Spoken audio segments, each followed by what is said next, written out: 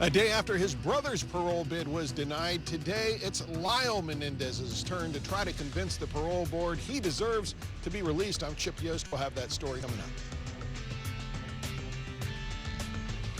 And I'm Erin Myers here at Lake Balboa. It is starting to get hot already, and that's expected to last through the weekend, meaning high fire danger. I'll tell you what you need to know coming up. Good morning, I'm Jessica Holmes. A pickup truck that's sure to keep you cool because it has a pool built into the bed, how you can rent it for yourself. Hey there, everybody. Good morning. I'm Melvin Robert. Coming up, Shalea is in the house. I'm telling you, this voice is magical, powerful, and so good. And she's going to perform for us live. We'll see you all in just a little bit. All right, good morning, and a beautiful start to the morning. The mornings are great. Once it gets into the afternoon, that's the problem with the big time heat all the way across. And we do have a heat advisory in the orange, extreme heat warning. That's on until tomorrow night, all the way across most of Southern California. You're either an advisory or warning. And here you go. Even further down south, further up north, you can expect the intense heat to continue. 80 degrees coastal, downtown 97, 107 for the San Fernando Valley. Once you get into the high desert, it's also 107. Chance of those thunderstorms, Inland Empire 105, Orange County Inland 93 degrees. Eric, back to you. Mark, thank you. We begin with breaking news out of Cabazon and the latest in the search for a missing 7-month-old boy. Both parents have been arrested at their home this morning. KTLA's Annie Rose Ramos is live in the newsroom with the latest. Annie Rose, good morning. That's right, Eric. Good morning to you. Minutes ago, the San Bernardino Sheriff's Department confirming to KTLA both parents of 7-month-old baby Emmanuel Haro have been arrested at their home in Cabazon. Authorities arresting them on suspicion of murdering their baby boy. Now, this is a look from on the ground from earlier this morning where you can see several SWAT vehicles and detectives swarming the Haro's residence in Cabazon, where Rebecca and Jake Haro, those are the parents, lived with their 2 children, including 7-month-old Emmanuel. The baby was reported missing last Thursday after his mother, Rebecca, said she was attacked and knocked out in the parking lot of a Big 5 sporting goods store in Yucaipa. When she regained consciousness, she told authorities the baby was gone and had been kidnapped. Now, but investigators, they have been focusing in on the boy's parents. Jake and Rebecca Haro, you're looking at them right there, citing inconsistencies in their story. Last Tuesday, Jake's car was seized for evidence after cadaver dogs were sent to sniff around the family's property. Sky 5 flying overhead this morning. That's the home just a few minutes ago you're looking at. Officials tell us the couple's 2-year-old child who has been taken into custody by Child Protective Services.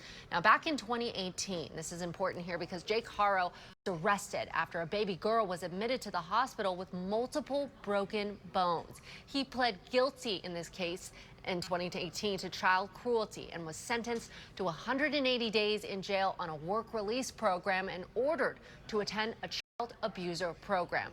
Now, we want to go now to hopefully some live images that we have from the scene there. These are live images coming to our camera we have from on the ground. Photographer Matt Spinelli is there for us right in front of the house. You can see the Sheriff's Department vehicles near that home parked right outside, and we're going to pan over to see the street the house is on. Deputies blocking off the entire area, including that street. We are told no public access through that street is allowed right now. You can see also all of those members of the media in order to cover this story. Now, this morning, even the news of these arrests, even with the news of the arrests, including the parents, the question still remains unanswered. Where is baby Emmanuel? Investigators telling us their search continues for the 7-month-old. All right, reporting live. I'll send it back to you guys in the studio. Okay. Annie Rose, thank you for that this morning. After Eric Menendez was denied parole yesterday, his brother Lyle now gets his turn in front of the California Parole Board. He's making his case for freedom 36 years after he and his brother were convicted of killing their parents. KTLA's Chip Yost live now in San Diego outside of the prison where that hearing is taking place. Chip, good morning. Yeah, good morning. Yeah, Lyle Menendez having his parole hearing in the same place his brother Eric had his yesterday. That is here. This is the prison where they are housed, to the Richard Donovan Correctional Facility here in San Diego. Now, we're not allowed to tell you anything about what's going on in Lyle's case today until it is over, but we know what happened in Eric's case yesterday. His parole was denied. We did get this picture from his case hearing yesterday. You see Eric looking at computer screen there. Eric was here at the Richard Donovan Correctional Facility, but most, if not all, the other participants were attending virtually. That's why he's looking at the computer. Now, both Lyle and Eric were convicted for the 1989 shotgun murders of their parents, Kitty and Jose Menendez, in their Beverly Hills home. Prosecutors say that the motive was money, that they were afraid they were getting taken out of their father's will. They didn't want that to happen, so they came up with the plot to kill their parents. During the trial, though, the brothers argued it was self-defense. They feared their parents were going to kill them, and they brought up allegations of years of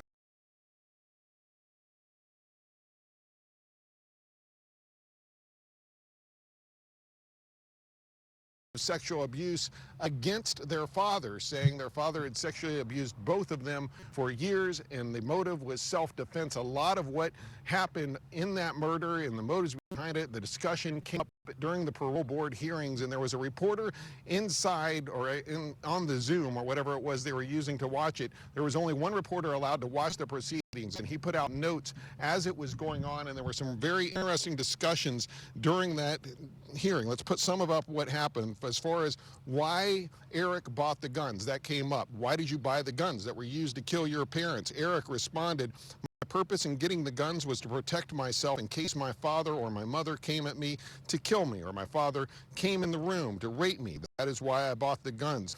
As far as why did he not try to rescue his mom, one of the commissioners asked. They portrayed their mom as a victim of the father too. This was Eric's response to part of that questioning. "Step by step, my mom had shown she was united with my dad, but when I found out that she knew about the abuse on that night, I saw them as one person. Had she not been in the room, maybe it would have been different." And he also made some key admissions in the hearing. Let's look at some of those. As far as what we were talking is the motive of the murder, Eric confirmed that Jose took him out of the will. Barton, that's one of the commissioners, cites a document written by Eric which says he had no justification for the killings. Eric confirms that today. The commissioner asked, "Is there any part of this which you believe was self-defense?" The commissioner asked. Eric said no. And then there is the issue of some of the things that happened even after they were convicted. A lot of the issues that they had while they're in prison came up, and one of the commissioners took issue with the portrayal by some of the brothers' supporters that they were model prisoners. The commissioner said Eric was not a model prisoner and cited violation after violation while he was incarcerated.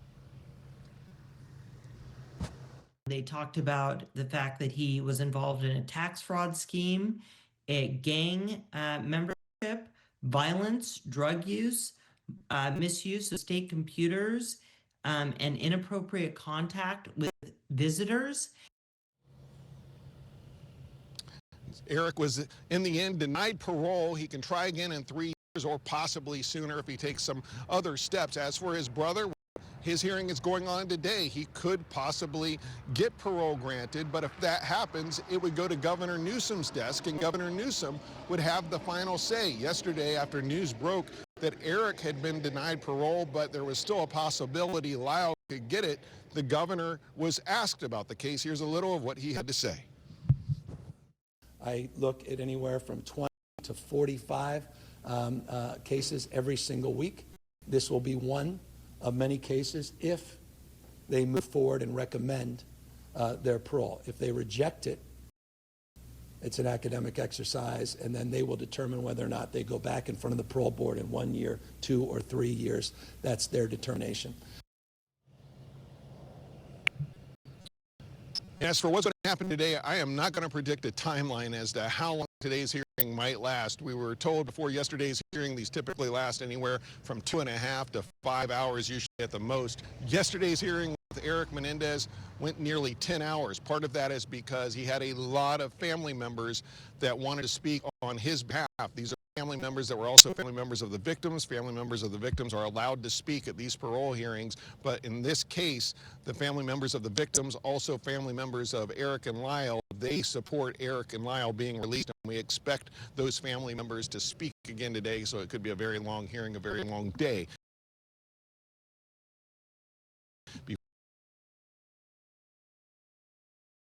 Before we learn what Lyle's fate is. For now, reporting here in San Diego, I'm Chip Yost, KTLA 5 News.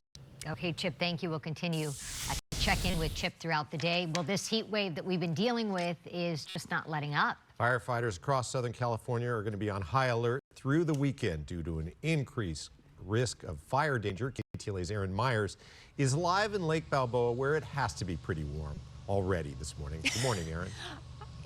Hi, Eric. Hi, Jess. Good morning. Yes, it's getting very toasty now, so you are going to want to be careful if you're out and about today. Get out early or in the evening. If you're going to be walking pups like Charlie here, and this is Peter. You guys got here before it got too hot. Yeah. Talk about what you do with the guy. Well, I mean, we walk every day in the morning. We come here a lot. Sometimes we come kind of midday. I work from home.